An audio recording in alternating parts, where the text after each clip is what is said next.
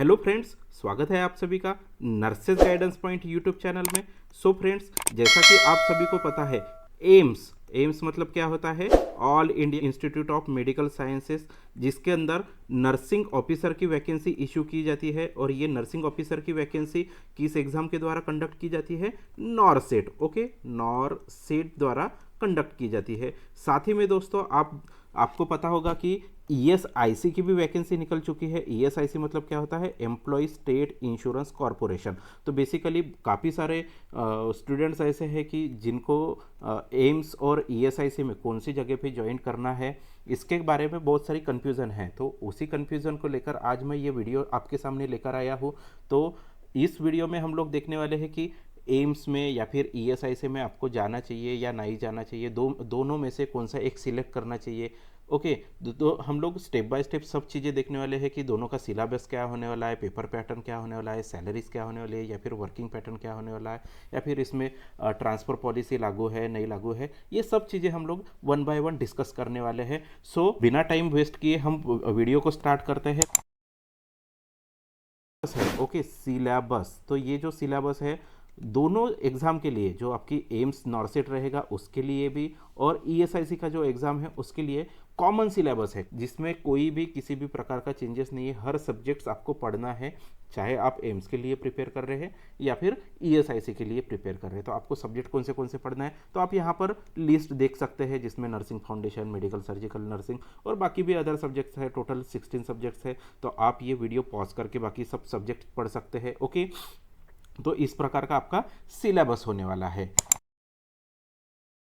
फिर इसके बाद में हम लोग देखते हैं पेपर पैटर्न, कि आपका एम्स में पेपर पैटर्न कैसे होने वाला है और ईएसआईसी में कैसे होने वाला है। बेसिकली जो आपका एम्स का एग्जाम होता है वो 2 स्टेजेस में होता है। एक स्टेज 1 होता है, फिर उसके बाद में जो लोग स्टेज 1 क्वालिफाई कर पाते हैं उनको स्टेज 2 के लिए बुलाया जाता है। तो देखिए, जो स्टेज 1 जो होता है वो आपका 100 क्वेश्चंस का होता है, जिसमें 100 मार्क्स के लिए वो क्वेश्चन पेपर रहता है। मतलब ईच क्वेश्चन कैरीज 1 मार्क। तो देखिए, बेसिकली जो ये 100 क्वेश्चंस जो होते हैं आपके 2 पार्ट्स में डिवाइडेड होते हैं। एक पार्ट जो होता है वो 80% का होता है, जिसमें 80% नर्सिंग का सिलेबस पूछा जाएगा, और जो 20% क्वेश्चंस रहेंगे, रिमेनिंग जो 20% क्वेश्चंस रहेंगे वो अदर क्वेश्चंस रहेंगे। ओके, अदर सिलेबस के ऊपर रहेंगे, एज लाइक उसमें आपको मैथ्स पूछा जाएगा। ओके, फिर उसके बाद में आपको जीके, या फिर उसके बाद में करंट अफेयर्स, एंड उसके बाद में आपको रीजनिंग का भी कुछ क्वेश्चंस पूछे जाएंगे। साथ ही में दोस्तों आपको यहाँ पर कंप्यूटर के ऊपर भी क्वेश्चंस पूछे जाते हैं। ओके, कंप्यूटर के ऊपर भी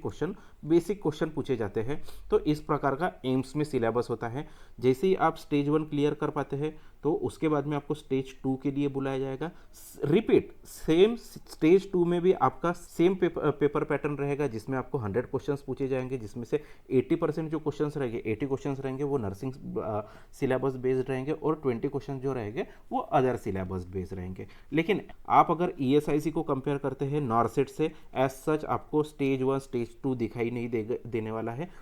ईएसआईसी में सिंगल स्टेज में एग्जाम होता है। ओके, सिंगल स्टेज में आपका एग्जाम होगा, और उसके बाद में आपका मेरिट प्रिपेयर किया जाएगा। ओके, और मेरिट के बाद में आपको आपके मेरिट के अकॉर्डिंग सिलेक्शन लिस्ट डिस्प्ले की जाएगी। ओके, तो देखिए, सिंगल स्टेज में एग्जाम होने वाला है। इस बार का जो एग्जाम है वो यूपीएससी द्वारा कंडक्ट किया जाने वाला है। ओके, तो देखिए, इसके पहले जो एग्जाम होते थे ईएसआईसी के ऑनलाइन एग्जाम, वो टीसीएस द्वारा कंडक्ट किए जाते थे, लेकिन 2024 का जो एग्जाम है वो यूपीएससी द्वारा कंडक्ट किया जाने वाला है। तो इसमें हम लोग ये गेस नहीं कर सकते कि एग्जाम में कितने क्वेश्चंस होने वाले हैं और मतलब एग्जाम पैटर्न कैसे होने वाला है। लेकिन इसका जो प्रीवियस जो पैटर्न था जो टीसीएस कंडक्ट करता था, तो उसमें टोटल 125 क्वेश्चंस होते थे, जिसमें 100 क्वेश्चन नर्सिंग के होते थे और 25 क्वेश्चन जो थे अदर सिलेबस के होते थे, जो अदर सिलेबस मैंने ऑलरेडी एक्सप्लेन किया हो। तो बेसिकली जो मेरे ऑब्जर्वेशन में ऐसा है कि जो यूपीएससी में सिविल सर्विसेज के अलावा, ओके, जितनी कुछ एग्जामिनेशंस होती है तो उसमें बेसिकली 100 क्वेश्चंस होते हैं। जैसे कि आप इसके पहले ईएसआईसी के डेप्यूटी डायरेक्टर का आप एग्जाम अगर देखते हैं तो उसमें भी 100 क्वेश्चन का पेपर था, मैनुअल पेपर था। Okay, pen paper based paper था, उसमें ऑनलाइन पेपर नहीं होता है। आपका जो ईएसआईसी का एग्जाम होने वाला है वो ऑनलाइन नहीं रहेगा, इसमें आपका ऑफलाइन पेपर होने वाला है, पेन पेपर बेस्ड पेपर होने वाला है। ओके, फिर उसके बाद में जैसा कि आप देख सकते हैं कि जो एएसओ के पेपर्स होते हैं, एएसओ मतलब assistant section officer, EPFO department के अंदर में। Okay, EPFO. ओके, तो ईपीएफओ डिपार्टमेंट के अंदर में एएसओ का जो एग्ज़ाम होता है, या फिर असिस्टेंट लेबर कमिश्नर जो लेबर डिपार्टमेंट होता है, इसका भी एग्ज़ाम कौन कंडक्ट करता है? यूपीएससी। तो हर बार मैंने मेरे ऑब्जर्वेशन में ये देखने को मिला है कि हर बार जो यूपीएससी सिविल सर्विसेज के अलावा जो कोई एग्ज़ाम लेता है तो 100 क्वेश्चन का पेपर होता है, जिसमें आपको 100 मार्क्स के लिए पेपर रहेगा। तो ईच क्वेश्चन कैरीज 1 मार्क। इस टाइप का आपका यूपीएससी द्वारा कंडक्ट किया हुआ ईएसआईसी का पेपर हो सकता है नर्सिंग ऑफिसर पोस्ट का। ओके, फिर आगे बढ़ते हैं दोस्तों, आगे देखते हैं हम लोग सैलरीज एंड पर्क्स। ओके, तो आपको सैलरी कितनी मिलने वाली है जब आप ईएसआईसी में वर्किंग है या फिर एम्स में वर्किंग है, तो आपको आपकी सैलरी कितनी मिलने वाली है इसके ऊपर, और साथ ही में आपको कौन से पर्क्स लागू रहेंगे वो भी हम लोग डिस्कस करने वाले हैं। तो देखो दोस्तों, अगर बेसिकली हम लोग देखते हैं तो जो ईएसआईसी डिपार्टमेंट है ये ministry of labour and employment के अंदर में आता है, और जो ये आपका जो एम्स डिपार्टमेंट है वो ministry of health and family welfare के अंडर में आता है। तो बेसिकली ये दोनों जॉब जो है वो आपके सेंट्रल गवर्नमेंट के जॉब्स है। ओके, तो सेंट्रल गवर्नमेंट में जो नर्सिंग ऑफिसर की जो पोस्टिंग होती है वो as a group B officer posting होती है। तो ग्रुप बी का अगर आप बेसिक देखते हैं तो वो बेसिक होता है 44,900 का। ओके, जिसके ऊपर आपको टीए मतलब क्या होता है? Transport allowance. डीए मतलब होता है डियरनेस अलाउंस। फिर उसके बाद में एचआरए मतलब होता है हाउस रेंट अलाउंस। फिर उसके बाद में आपको नर्सिंग अलाउंस भी मिलने वाला है। ओके, एंड यूनिफॉर्म अलाउंस भी मिलने वाला है। तो बेसिकली जो आपका सैलरी स्ट्रक्चर है इसमें कोई भी चेंजेस होने वाला नहीं है। ईएसआईसी में भी सेम सैलरी रहेगी और एम्स में भी सेम सैलरी रहेगी। सिर्फ डिफरेंस इतना है कि अगर आप एम्स को अगर कंपेयर करते हैं ईएसआईसी से, तो एम्स के जो हॉस्पिटल है तो वो मोस्टली ग्रेड 1 और ग्रेड 2 सिटी में अवेलेबल है। ओके, तो ग्रेड 3 सिटी में ऐसा एज सच कोई भी एम्स है नहीं एट प्रेजेंट। तो उसकी वजह से अगर आप ईएसआईसी में कोई रूरल एरिया में पोस्टेड होते हैं तो रूरल एरिया में थोड़ी बहुत आपके जो सैलरी स्ट्रक्चर में फ़र्क आ सकता है। किसकी वजह से? एचआरए और जो आपका टीए रहता है। ओके, एचआरए एंड टीए, तो उसमें थोड़ा बहुत डिफरेंस आता है, तो जिसकी वजह से आपका जो होल सैलरी होता है, ग्रॉस सैलरी होता है, थोड़ा बहुत उसमें डिफरेंस आता है। लेकिन अगर एम्स को अगर कंपेयर करते हैं तो एम्स में आपको ग्रेड 1 या फिर ग्रेड 2 सिटी में ही जॉब मिलने वाला है, आपको ग्रेड 3 सिटी में जाने की ज़रूरत नहीं है। लेकिन ईएसआईसी में जो ईएसआईसी के कुछ हॉस्पिटल्स है या फिर डीसीबीओज है। ओके, डीसीबीओ मतलब क्या होता है? डिस्पेंसरी कम ब्रांच ऑफिसेस। तो बेसिकली ये सिंगल बेडेड डिस्पेंसरी होती है जो इंडस्ट्रियल डेवलपमेंट कॉरपोरेशन का एरिया होता है, जो बेसिकली इंडस्ट्रियल एरियाज होते हैं, वहाँ पे हर डिस्ट्रिक्ट में एक डीसीबीओ का प्रोविज़न है। तो मोस्ट ऑफ द डिस्ट्रिक्ट में एक डीसीबीओ दिया गया है, तो जिसके वजह से कुछ डिस्ट्रिक्ट्स ऐसे हैं कि जो ग्रेड 3 कैटेगरी में आते हैं, तो वहाँ पर आपको सैलरी में थोड़ा डिफरेंशिएशन देखने को मिल सकता है। ओके, फिर उसके बाद में है दोस्तों working pattern and duty hours. तो देखिए, अगर आप एम्स का अगर वर्किंग पैटर्न देखते हैं या फिर ईएसआईसी का भी वर्किंग पैटर्न देखते हैं तो बिल्कुल ऑलमोस्ट सेम है। दोनों का वर्किंग पैटर्न ऑलमोस्ट सेम है। देखिए, आपको एम्स में 4 डे ऑफ मिलने वाले हैं और 4 नाइट ऑफ मिलने वाले हैं। साथ ही में दोस्तों आप यहाँ पर अगर ईएसआईसी में देखते हैं तो ईएसआईसी में भी 4 डे ऑफ और 4 नाइट ऑफ मिलते हैं। ओके, तो देखिए यहाँ पर जैसे आप मॉर्निंग ड्यूटी करते हैं तो मॉर्निंग ड्यूटी आपको 8 आवर्स की करना है, इवनिंग ड्यूटी भी आपको 8 आवर्स की करना है, और जो नाइट ड्यूटी होती है आपको वो 12 आवर्स की करना है। कहाँ पर? एम्स में। सेम आपको ईएसआईसी में भी वैसा ही है। अगर आप मॉर्निंग ड्यूटी करते हैं तो आपको 8 आवर्स की ड्यूटी करना है, इवनिंग ड्यूटी भी आपकी 8 आवर्स की रहेगी, साथ ही में जो नाइट ड्यूटी रहेगी वो आपकी 12 आवर्स की रहेंगी। लेकिन आप यहाँ पर किसी से सुने होंगे कि एम्स में 3 नाइट कंटिन्यूसली करना पड़ता है। जी, बात सही है, आपको एम्स में 3 नाइट कंटिन्यूसली करना पड़ता है, उसके बाद में एक नाइट ऑफ दिया जाता है। सेम पैटर्न आपको ईएसआईसी में भी फॉलो होते दिखता है कि 3 नाइट आपको ईएसआईसी में करना है, फिर उसके बाद में आपको एक नाइट ऑफ दिया जाएगा। तो वीक में मतलब ये आपको 15 डेज के अंदर में 3 नाइट करना है, जैसे ईएसआईसी में 15 डेज के अंदर में 3 नाइट करना है, सेम आपको एम्स में भी 15 डेज के बाद अंदर 3 नाइट्स करना है। ओके, तो ऐसे हर 15 डे में 3 नाइट्स, तो 30 डेज में आपकी 6 नाइट्स हो जाएगी एम्स में, और सेम 6 नाइट्स आपको ईएसआईसी में भी करना है। ओके, तो इस प्रकार का ड्यूटी पैटर्न है अगर आप हॉस्पिटल में पोस्टेड है। ओके, अगर आप हॉस्पिटल में पोस्टेड है तब इस टाइप का आपको ड्यूटी पैटर्न देखने को मिलता है। ओके, फिर उसके बाद में दोस्तों, अगर आप एम्स में ओपीडी में पोस्टेड है, ओके, एम्स के ओपीडी में अगर पोस्टेड है तो ओपीडी के जो वर्किंग आवर्स है, जो छुट्टियां है, वो थोड़ी डिफरेंट है। ओके, तो देखिए जो ओपीडी में पोस्टेड है उनका जो वर्किंग होता है 9 to 5 PM का वर्किंग होता है। ओके, जिसमें आपको 1 से 1:30 बजे तक का बीच में हाफ आवर का लंच ब्रेक मिलता है। ओके, अगर आप ईएसआईसी के ओपीडी में पोस्टेड है, ओके, ओपीडी में पोस्टेड है तो वहाँ पर 9 to 4 PM का आपका जॉब रहेगा। ओके, जिसमें आपको 1 PM to 1:30 PM तक आपका लंच ब्रेक का टाइम दिया जाएगा। बेसिकली ये हाफ आवर का आपको लंच आवर मिलने वाला है। ओके, फिर उसके बाद में दोस्तों, अगर ईएसआईसी के आप डीसीबीओ में पोस्टेड होते हैं, ओके, डीसीबीओ मतलब क्या होता है, डिस्पेंसरी कम ब्रांच ऑफिसेस। तो देखिए डिस्पेंसरी कम ब्रांच ऑफिसेस में सेम आपका जो ओपीडी का जो शेड्यूल रहेगा वही सेम यहाँ पर फॉलो होता है।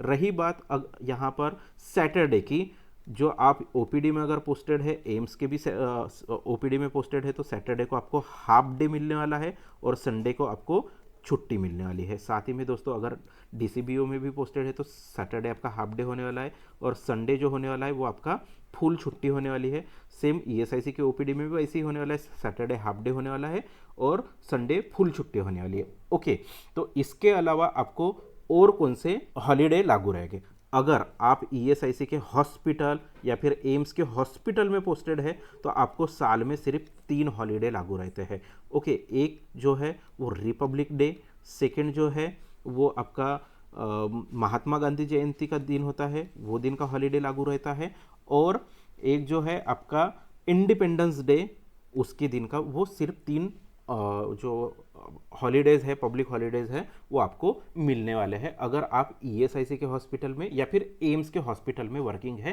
तब। ओके, लेकिन अगर आप कोई भी ओपीडी में पोस्टेड है, एम्स की ओपीडी में पोस्टेड है या फिर ईएसआईसी की ओपीडी में पोस्टेड है या फिर डीसीबीओ में पोस्टेड है, तो संडे के अलावा आपको साल में टोटल 16 हॉलीडेज मिलने वाले हैं। ओके, तो हर साल के हॉलीडेज का एक कैलेंडर इशू किया जाता है, हर एम्स द्वारा कैलेंडर इशू किया जाता है। वैसे ही सेम ईएसआईसी का जो इंस्टीट्यूशन है वो इंस्टीट्यूशन द्वारा इंडिपेंडेंट एक कैलेंडर इशू किया जाता है। तो हम लोग वो कैलेंडर यहाँ पर देख सकते हैं। आप यहाँ पर स्क्रीन पर देख सकते होंगे हॉलीडे लिस्ट। तो देखिए यहाँ पर टोटल आपको 16 हॉलीडे देखने को मिलने वाले हैं। ओके, तो ये किनको मिलने वाला है? ये वाले हॉलीडे जो लोग एम्स की ओपीडी में या फिर ईएसआईसी की ओपीडी में, ओके, या फिर आप ईएसआईसी के डीसीबीओ में पोस्टेड हैं तब मिलने वाले हैं। ओके,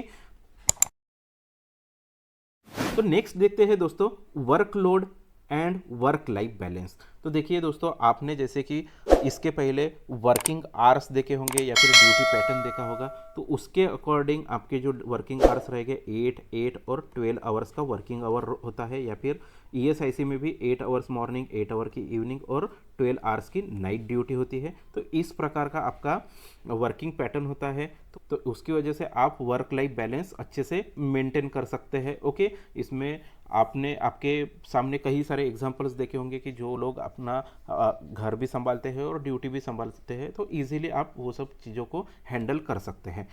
तो अभी देखते हैं हम लोग कि वर्कलोड क्या होने वाला है। ओके, तो देखिए जब आप एम्स में वर्किंग है तो वहाँ पर जो जनरल पब्लिक है उनके लिए एम्स हॉस्पिटल ओपन होता है। Okay, open for general public. Okay, general public.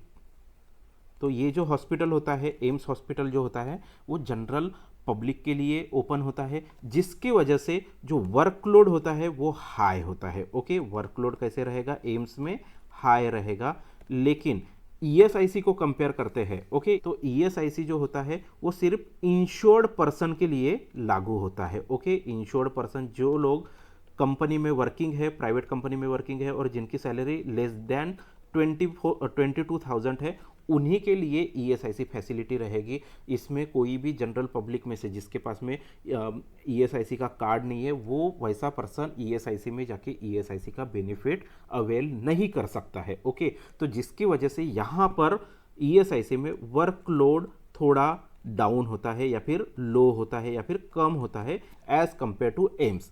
लेकिन अगर आप ईएसआईसी के बारे में स्पेसिफिकली देखते हैं, जो ईएसआईसी के हॉस्पिटल मेट्रो सिटी में है, ओके, मेट्रो सिटीज़ में है, metro city as like Bengaluru हो गया या फिर अहमदाबाद हो गया, ओके, या फिर पुणे हो गया, ये कैसी मेट्रो सिटीज़ है। तो ये मेट्रो सिटीज़ के अंदर में वर्कलोड आपको ज़्यादा दिखेगा। लेकिन मेट्रो सिटी के अलावा जो ग्रेड 2 सिटीज़ है या फिर जो ग्रेड 3 सिटीज़ है, वहाँ पर आपको कोई मतलब एज सच जैसा एम्स में या फिर मेट्रो सिटी में जितना आपको वर्कलोड देखने को मिलता है उस प्रकार का वर्कलोड दिखने वाला नहीं है।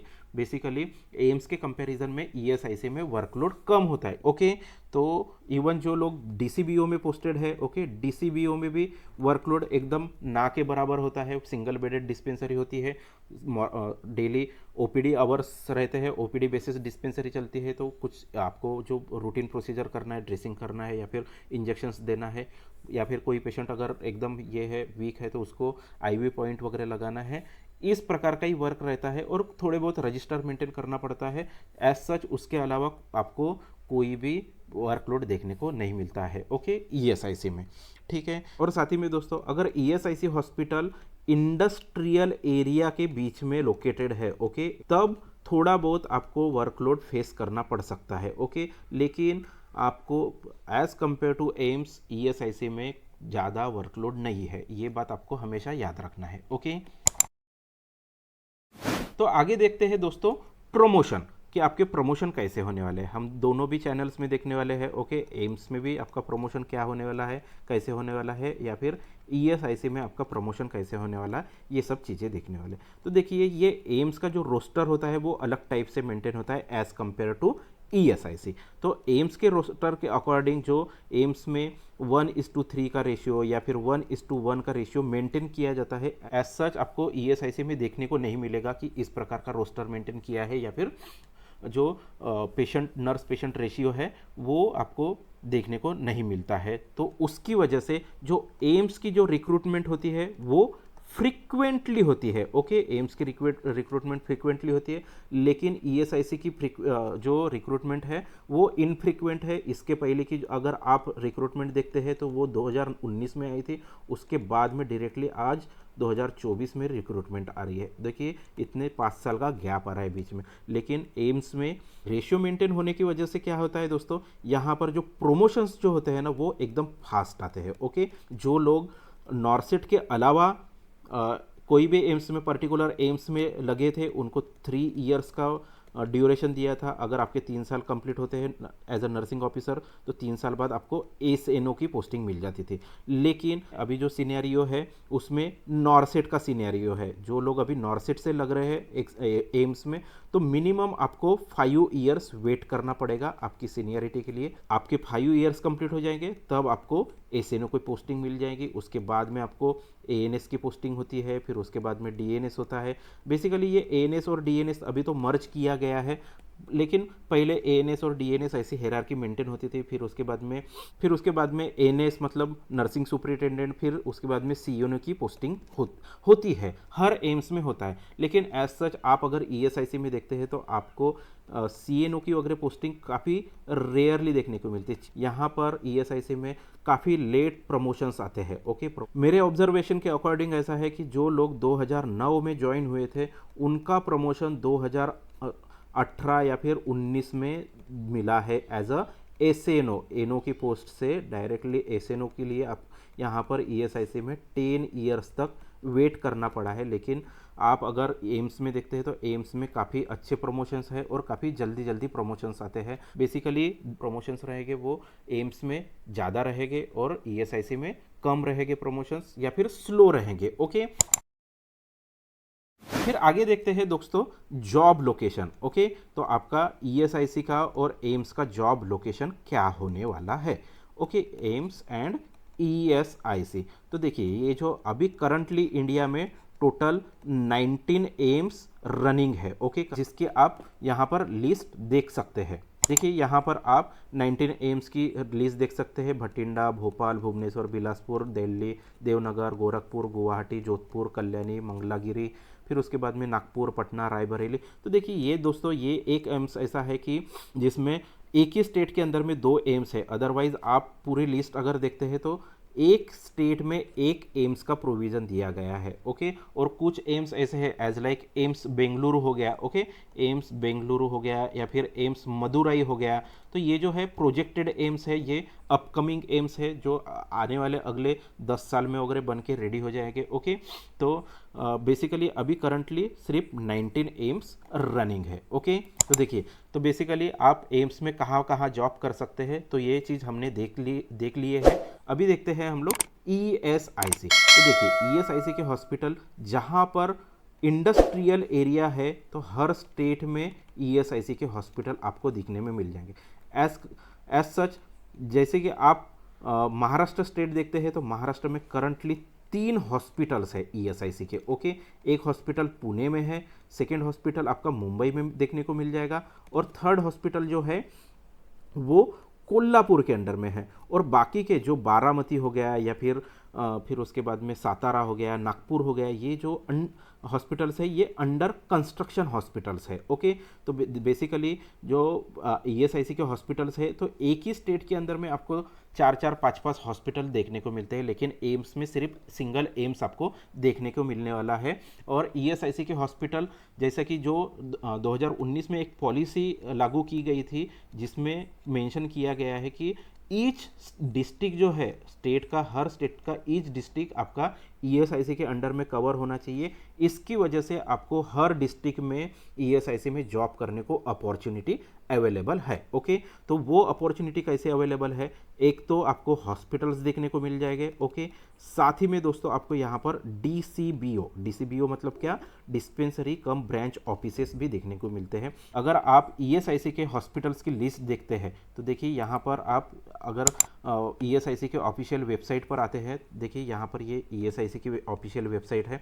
तो यहाँ पर ये डायरेक्टरी नाम का ये जो फोल्डर है, ये डायरेक्टरी में आप ये देख सकते हैं यहाँ पर ESIC hospitals and medical services. तो देखिए यहाँ पर ईएसआईसी हॉस्पिटल और डिस्पेंसरीज। तो ईएसआईसी हॉस्पिटल पर क्लिक करने के बाद में आप यहाँ पर स्टेट वाइज लिस्ट देख सकते हैं। ओके, देखिए ये जो स्टेट ये जो है ये आंध्र प्रदेश की लिस्ट है। ओके, फिर उसके बाद में ये आसाम है। ओके, इस प्रकार की लिस्ट आप देख सकते हैं, या फिर आप अपने पर्टिकुलर स्टेट की भी लिस्ट यहाँ पर सिलेक्ट करके देख सकते हैं। यहाँ पर जो सिलेक्ट स्टेट का ऑप्शन है यहाँ पर सिलेक्ट करके आप देख सकते हैं। ओके, और डीसीबीओ की बात करते हैं तो डीसीबीओ की भी यहाँ पर लिस्ट आपको देखने को मिल सकती है। यहाँ पर सिलेक्ट स्टेट का ऑप्शन है। अगर आप सिलेक्ट स्टेट के ऊपर क्लिक करते हैं इस प्रकार से तो आप यहाँ पर स्टेट की लिस्ट देख सकते हैं, और यहाँ सर्च के बटन पर क्लिक करने के बाद में इतनी सारी लिस्ट अपने को देखने को मिलती है। ओके, फिर उसके बाद में दोस्तों ट्रांसफर पॉलिसी के ऊपर बात करते हैं। अगर आप एम्स की ट्रांसफर पॉलिसी देखते हैं तो एम्स में कोई भी ट्रांसफ़र का प्रोविज़न नहीं है। ओके, नो ट्रांसफ़र पॉलिसी, कोई भी ट्रांसफ़र पॉलिसी अवेलेबल नहीं है।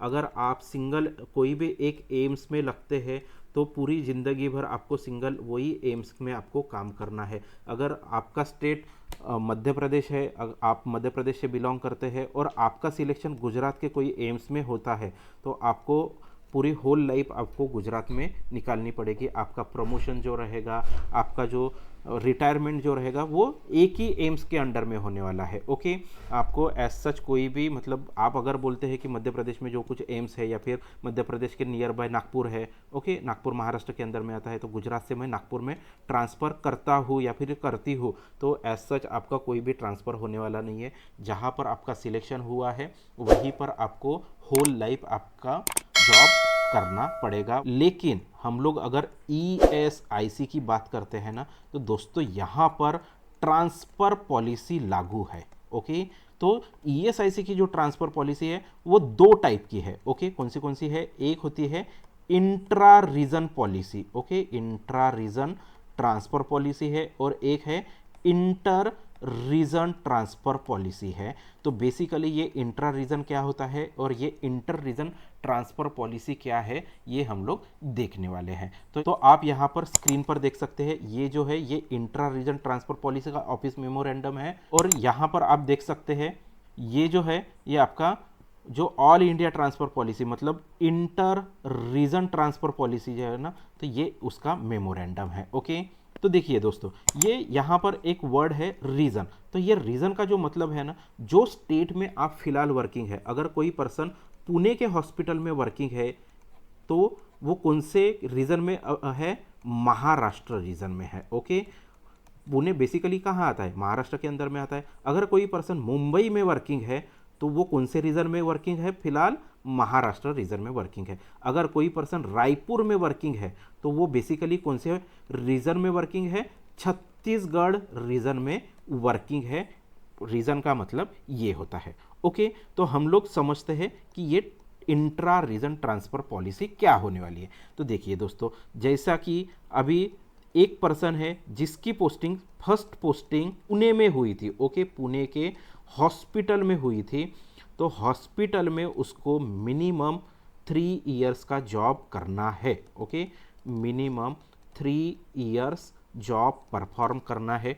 ओके, उसके बाद में आप ट्रांसफ़र के लिए इलिजिबल हो जाते हैं। ओके, ज़रूरी नहीं है कि मतलब आपका ट्रांसफ़र हो ही जाएगा, लेकिन मिनिमम 3 साल तो आपको वहाँ पर तो 3 साल आपकी ड्यूटी परफॉर्म करना ही है।